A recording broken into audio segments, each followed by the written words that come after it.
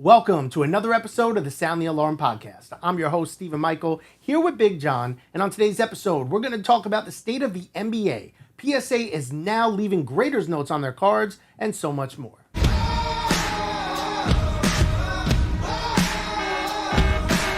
right, first thing I want to talk about, and it actually works perfectly because I'm a Nets fan, you're a Knicks fan.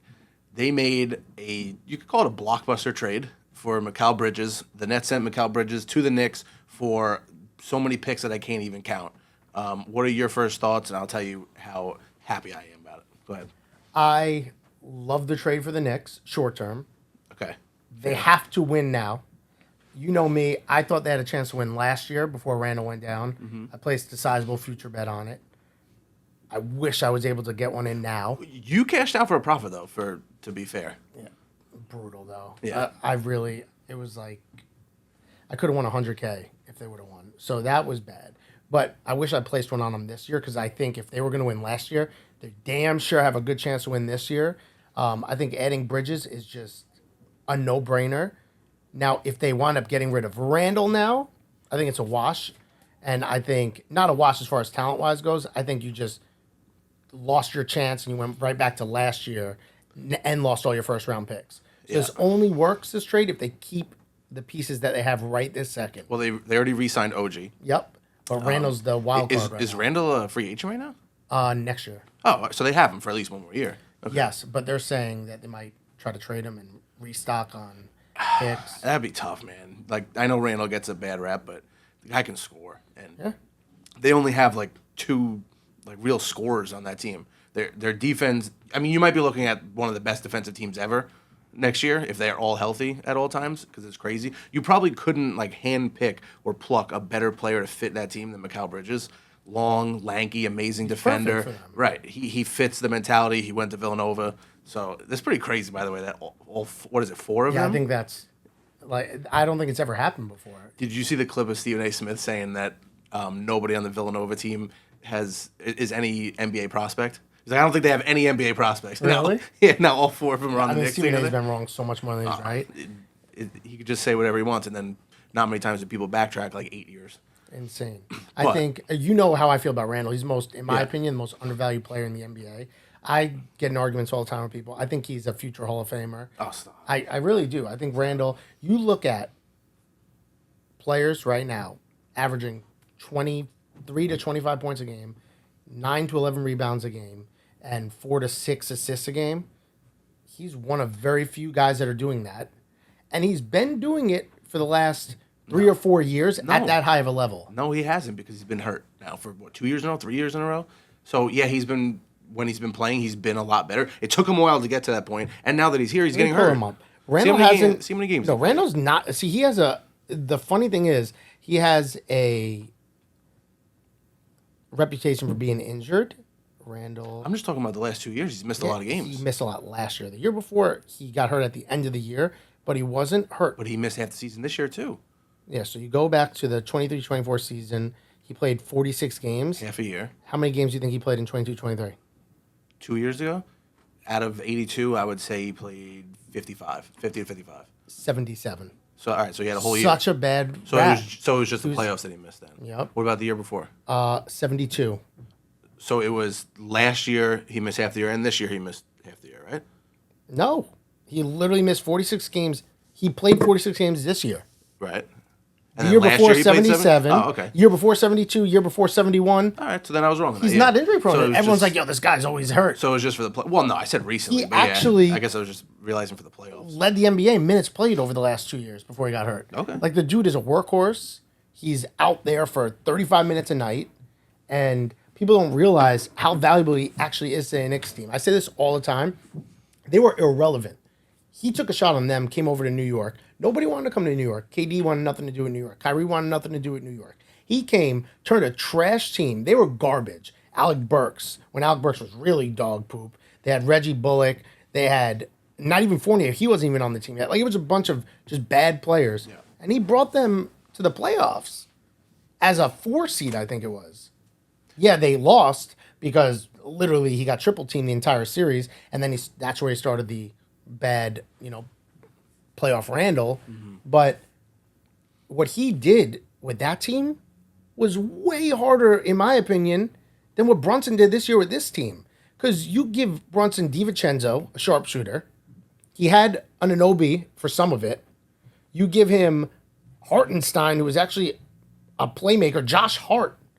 You know what I mean? Like, he's a playmaker big man and a hustle guy. Josh Hart's a big man that's 6'4". You know, it's like he had all these weapons and they still lost in the second round against the Pacers. And who'd they be in the first round? Of last year? No, this past year. Oh, who they playing? No, it wasn't the Cavs. The Cavs were last year. Yeah. I don't remember who they beat the first round. Who'd they play? Let me look it up. Yeah, look it up. But I want to say real quick, though, on the Nets side, oh my God, what a deal for the Nets. They turned KD into probably the biggest trade haul you could say ever. 6 first-round picks, I think it was. 4 from the Knicks. Yeah, they got their 2 back from the Rockets. Absolutely unbelievable trade for the Nets.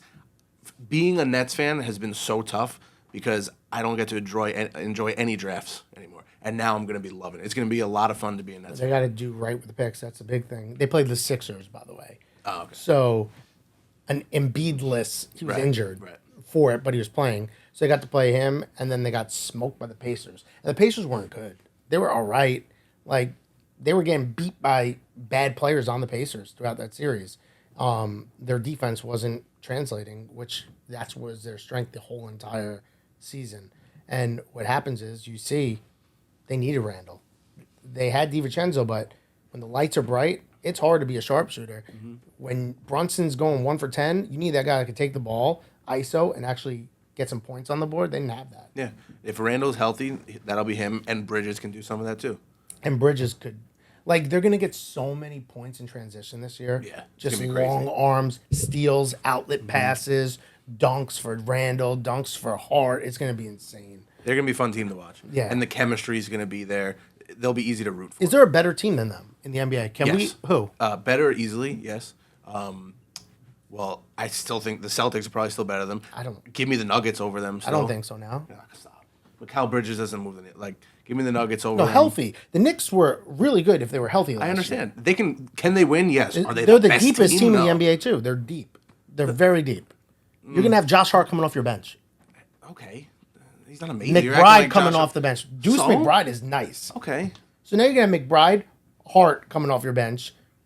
What's the start? DiVincenzo might come off the bench. Dude, you got teams like the Thunder, the Nuggets, the Bucks fully healthy. Who are the Bucks fully healthy? Middleton, Giannis and Dame. Okay, you could say it in that tone, but that doesn't mean they're bad. And they're amazing. Who? But then who? It's like they got their benches and Bobby Portis. Dude, you're acting easy with McBride over here. Right? Stop. No, but McBride's your backup point. You have here. Who's their starting? Right, Hartenstein center, Randall at the 4, Anunoby at the 3. Yeah, probably. If you have to label them, I guess. Who's at the 2 then? Is DiVincenzo? Sorry. Oh no, you have Bridges. Now. Bridges. Yeah, Bridges. So right. And then Brunson. Yeah. I mean that's like 5 all-stars. Unless they don't start like one. That's all-stars. That's literally all-stars. They're fringe all-stars, most of them. And then you go to your bench and it's like, hey, Josh Hart, come on in. All right.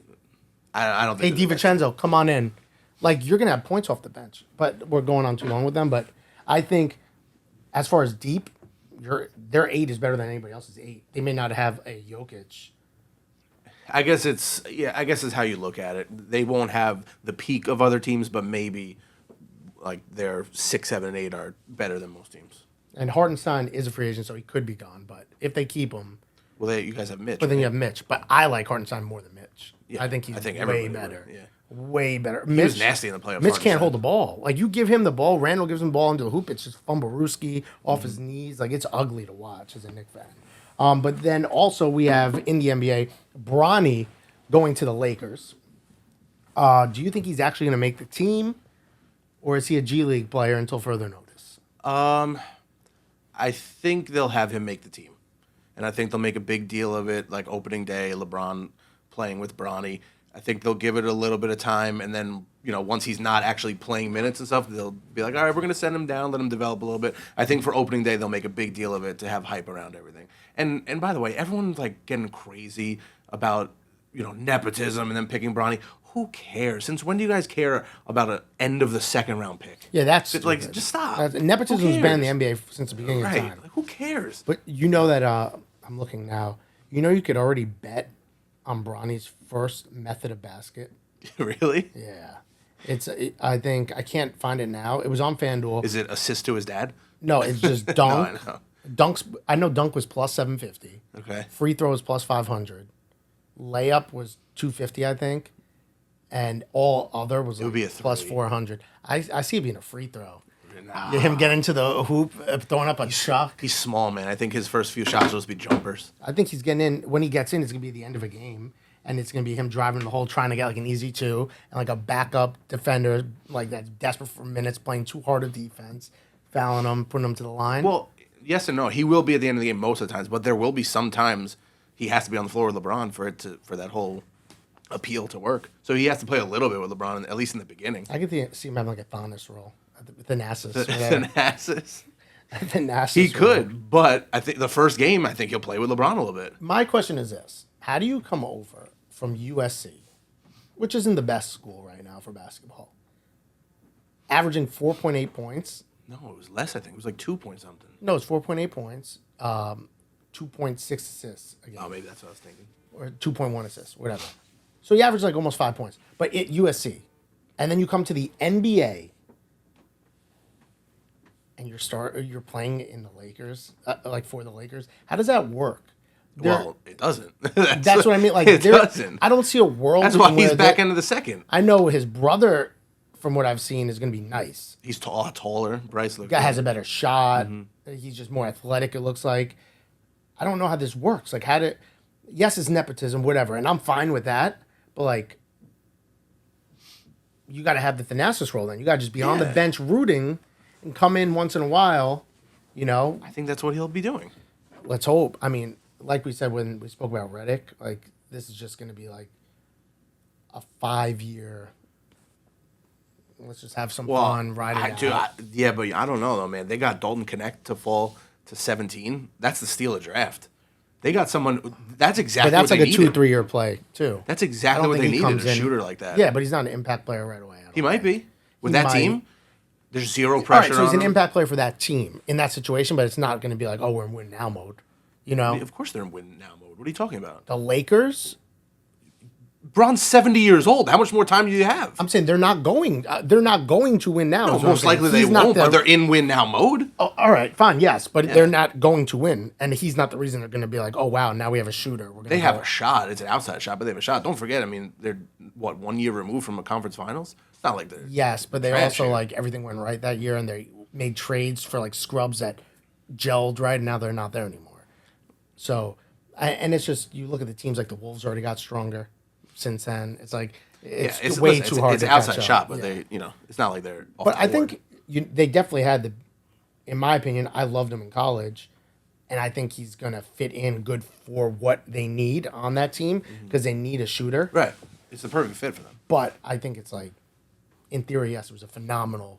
I think they got the best pick of the draft for where they took him. Yeah. But I don't think it's going to do anything as far as moving the needle.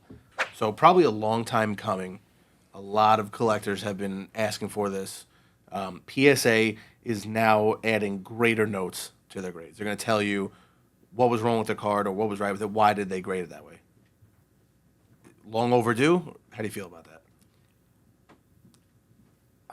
Yes, right.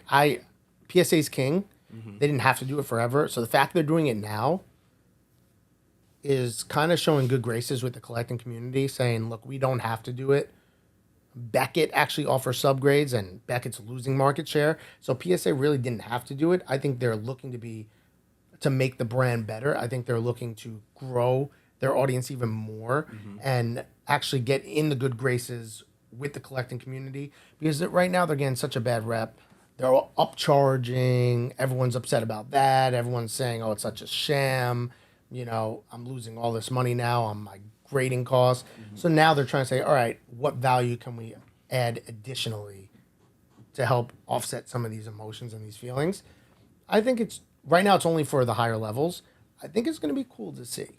I don't know if it's handwritten or what it is, but knowing why your card got the grade it got, because a lot of times, even with my personal collection, like I'll get grades back and be like, no, like I looked this thing over. I think everyone's been there. Yeah. Everyone's like, how did this get This a isn't 7? a 6. Right. Like, what is it? Like, who dropped the ball and effed up and just gave this the wrong grade like that bad? And I know a lot of people are like, oh, well, when it's a 6, it's usually something on the back. Like, no.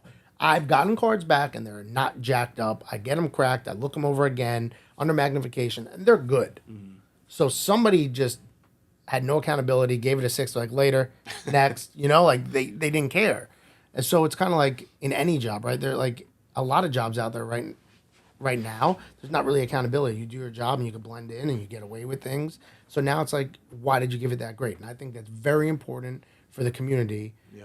And even for new collectors, like to help them grade better. Why did my card just get an 8? Oh, this is why. So I guess I can't send in cards that look like this. Right. Oh, the corners. Okay, let me check the corners on my next submission now. Exactly. That type of thing. I think that goes knowledge a long is, way. Knowledge is power. So just giving more knowledge to the community, the collecting community, is helpful. And now also what PSA is doing is at the National, I don't know if you saw this, they're doing free look crossover service. So remember at past National when I wanted to get my Otani looked at, it was like $1,000 or something to even for them to look it over, even if it didn't cross.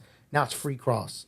So they're trying to get everything over into a PSA slab possible. Okay. Not like it's a guaranteed cross, but now it's a free look. Right. So if you have a high end, you have NT 9510s. Why wouldn't you look? Why wouldn't you look? Yeah. I think they're really, really making a push to try to get more and more people over to the PSA brand, which is, I think, a good thing for the hobby. PSA's been around forever. Beckett's been around too. I like Beckett. I know they get a bad rep. Their customer service sucks, but they did a great job for a long time. They're just losing market share now. They couldn't keep up with the marketing, with the they're like a dinosaur now. SGC does a good job with vintage. SGC's they're growing, man. They are, but not, with modern, you're not seeing it. It's not as much, but it's better than it was. It is, but it was just like, what it is? It was too little too late. They had to be making this move into modern before the boom, and they started the rebrand and everything after the COVID boom. Right. So now it's like, like anything, when you're marketing, when you're branding, it's like a good 5 years before people actually, as long as you're consistent, continue to see you, like, oh, what's this? Now those people are seeing it now, after COVID, and it's just like, it's too late because a lot of those guys are already gone. Like, even HGA tried it, but that was another example, too little, too late. They didn't exist. Right. So now they tried right after the boom, and that didn't work out. And now on to the hit of the week, sponsored by Blue Chew. Is your significant other tired of getting packages delivered to their home? Well, maybe it's time you get them a package they actually want. Visit BlueChew.com and use promo code FILTHY to get your first month free. All right, so this week's hit of the week. Last week was Walker Jenkins, 101 out of Sapphire. We continue to be crushing Sapphire. This week's hit of the week is what? 101 Arjun Namala. Papa. Just we're crushing Sapphire. Mike hit it again on Fanatics. We've moved now over 100 cases of it. There's only 1,200 produced. So we've moved about 10% of the entire print run. And for 10% of the print run, man, we pulled the second best guy. And arguably the third? Yeah, the third biggest chase. Yeah. I think Aiden Miller, I'd probably... Yeah, you're right. I forgot Aiden Miller. He's still out there, right? The auto, I believe, is out there. Right. The regular got pulled. Yeah, we're talking about autos here. Come on. So the number 1, Dylan Cruz, is still out there, and the number 3, Aiden Miller's still out there. 2 and 4 we hit. And what about Wilkin? Would you rate him, like 5? Wilkin? 6? He's between 6 and 10. Yeah, I don't know if he's gotten hit. Who's the next biggest then? I'm trying to think. Well, you have Cruz, Jenkins, Miller, Namala.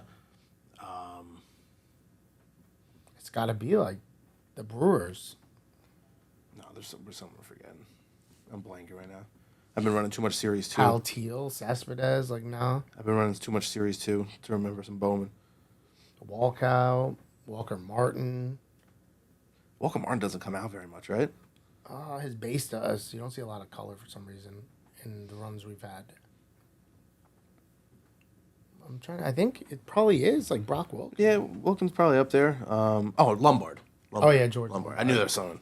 Yeah, George Lombard is up there. He's probably top 5. Yeah. All right. So, yeah, Lombard's we pulled the red. We pulled the red. We pulled the black of him. Yeah. We've got his rainbow except for the 101. I don't know if the Papa's been hit. It may have been hit. I don't know. I haven't seen it, but that doesn't mean it hasn't been. Yeah. So I mean, we're on a roll for sure with Sapphire. I love it. I feel like the cruise is here. No, I've been saying it. We still have cases in house. I feel like it's here. I feel like we're gonna see it. You're gonna see the bat just sticking up as you slow roll it. Right. You know, and you know it's freaking. We're gonna do it. I have confidence in us. And we got to get the Miller Super out of Bowman. There's a $50,000 bounty on that. Really? The Aiden Miller True Super Auto out of regular Bowman has a $50K bounty. Oh, that's gonna be sick. We might have that too. There's still massive chases out there. We got some big boys in the house still. Yeah, I'm excited. Join our Discord where we've been on absolute fire the entire year. And the best part is it's absolutely free. Filthbombbets.com to get in on the action today. Sound the alarm! Filthbomb! All right, so this week's product of the week, new release 2024 Dynamic Duals. I've ripped some of that. I really like it for the price point. I think it's a really nice product. It's cool. It's different. It has, two people on every single card. There's different tandems. There's some on card. There's some stickers. What do you feel about the product? It's another one of those products. Like at the price point it is, what it offers, it's really cool. Yeah. $300 box. You're guaranteed a dual auto in every box. Like Right. to me, that's pretty cool. It's kind of like being offered a booklet in every box, right? Like you would want to get that box, but you're guaranteed a booklet from Topps. Yeah. And then every 10 boxes, you can find an on-card dual auto, which is nice. Right. Another thing that we already pulled the product hit of, right? J-Dom Soto 1 of 1. Yeah. Dual auto. That's probably the biggest card in the product. And there's Easter eggs in here. They weren't on the checklist, but Wemby and Brandon Miller have a dual card. We pulled that number to 2. Well, here's the thing. There's Easter eggs, so we think we pulled the biggest card. We But don't if they have know. a Stroud Wemby dual auto, that becomes the biggest card. It would be probably a 1 of 1. So cards like that, the cards that we're seeing now, the Easter egg cards of the one-offs, the UFC stuff like that, is leading me to believe there's autographs of these cards in here. So there could be some monster cards that are at $300 box. Does Topps has Brandon Miller, right? Or I'm not? not- Because I haven't seen any Brandon Miller autos. It's only been Wemby and Stroud, but obviously I know Panini doesn't have them. I would assume that's because Did he Fanatics sign in has them, right? Ginter? Did Brandon Miller sign in Ginter? Because he was on the checklist, I think, for Ginter with Wemby. I'm not sure, but the reason I'm bringing it up is because if we already saw a Wemby Brandon Miller duel, Then that could it be could be that, Wemby yeah. Brandon Miller autos. That'd be really Yeah. cool. Maybe we finally see that. That'd be cool. I think it's overall though, I would sticker autos are tough, but the dual auto kind of like crosses it out. Yeah. I love the product. It's an online exclusive, so not a lot of people, you're gonna see ripping it. But we have it on our Fanatics channel, and we're ripping it all day, every day until we run out. All right, final thought of the podcast. Big boy James Wood is getting the call for the Nationals. How do you feel about James Wood? He's gonna probably be a beast. Biggest chase or second biggest chase at the time in 22 Bowman. It's just so crazy how fast these guys are turning around now, right? Yeah. Like we used to when in Bowman, going back to like 15, 16, the time it took for these guys to come out of the product and into the bigs, now these things are it's just like you're in 22, it's 24 you're called up. Yeah. And these guys are super young, but I don't think he has a lot of pressure on him playing where he's playing. Right. I think the sky's the limit on him. He's a big boy, 6'7", I power think. hitter. Yeah. Like, Lefty judge. people yeah, I say. wouldn't Yeah. be surprised if, he may not hit for average first go around in the majors, but I wouldn't be surprised if he sticks around, plays for the whole, rest of the year, and finishes with like a 245 average, but puts up like 23 homers from here on out, for the rest of the year. I was going to say, I thought you meant like for his career. No. That'd be a huge disappointment. Like if he puts up I could see him putting on like a 45 home run pace, 50 home run Yeah. pace, like from here on. yeah. Uh-huh. And gets massive hype leading into the next season. Dude, height and just like being big bodies, they sell. Yeah. People love Ellie. That's part of it. He's big and he's fast. Judge obviously is huge. Like James Wood is huge. That helps you sell. So if you got a guy that's larger than life that can, hit monster home runs, maybe we see him in a home run derby in a couple of years. Like he has extreme sellability. So if he plays well, I think his market will hold strong. He's just got to get out of Washington. I don't think so. You saw Soto and Harper do fine in Washington. Yeah, but they were on winning teams. Soto Soto won the World Series, but like they were always competing. Now this team is like they're far from competing. They're very far from competing. They are, but they've also shown that they can compete multiple different times. Like they can build teams. I'm not It's too worried hard. about You Nationals. don't find Strasburg and Scherzer like in the wild. Like No, that's fine. But like my counter argument would be, Ellie's market is fine. He's in Cincinnati. They're not winning nothing. Yeah, but he's a cares? different player. He's super exciting. Triples, stolen bases. It's like a different type of thing. Like he could turn into like an Adam Dunn playing in Washington, you know. And it's like he'll hit the long ball, but so do a lot of people. So in order for him to really have marketability, you kind of have to make him like a 3-hitter on a stacked, 1 through 5 lineup that's winning, And I think that's a little far from happening, but Washington is known to do it. Build them up, build them up, build them up, build them up. See you later. Let's bring in some pieces now. Yeah. They've already done it. That's how they got him. So what you're saying is he'll be like a Dodger in like 4 years. Yeah, I mean, if he was a Dodger in 4 years, or Yankee, like something like that, which is like you don't see the Nationals trade their guys to like the Reds, the Pirates. Like he's gonna go to a big market team most likely, and that's when, his prices are really gonna drive up. Right now, the only thing we're gonna see is driving up on speculation, right? Mm-hmm. Like he still has the hype of being the chase in a Bowman product, and now he's doing well where he is, and now coming to the big leagues if he performs, there's going to be, spiking in prices. But where you're really going to see it is if the Nationals continue to suck and he moves to a big market team. That's where I really think you could cash out. I mean, Mike's buying a bunch of them today. Yeah, I don't think he needs to go to a better team. That's so far down the road. If he goes to a better team, will his market increase? Yes, but for right now, I think it's just performance based. If he comes out, setting the world on fire, his market's going to go crazy. I don't think the Nationals will matter for that. But who is selling on the Nationals right now? No one, but that's the Abrams point. was the top guy, and he's kind of performing, and he's not selling. He was like a really high pick. But it doesn't matter to me because it's already shown that the Nationals can support some of these big markets, multiple people. So I'm not worried about it. If he was on a team like the A's where nobody has ever been able to support like a good market player, I would say it's a trouble. But the Nationals have proven with 3 Soto, Harper, Strasburg, like Scherzer. Yeah, there's a lot of people those are such exceptions. Like Harper was a 16-year-old phenom. Strasburg was the best pitcher coming up since Skeen, so it took 15 years to get to that. And then Soto is one. So like there's only like 2 players like Soto. Yeah, but that's what you're hoping with Wood. Yeah. That's the unfortunate state that we're in, that if he's not that, it doesn't matter what team he's on, people won't care. Yeah. That's just the reality right now. All right, well, that concludes another episode of the Sound the Alarm podcast. Thank you so much for tuning in yet again. And until the next podcast, until the next break case box pack, we're signing off saying, sayonara bro Tani's. Catch you on the flip side. Make it a filthy one.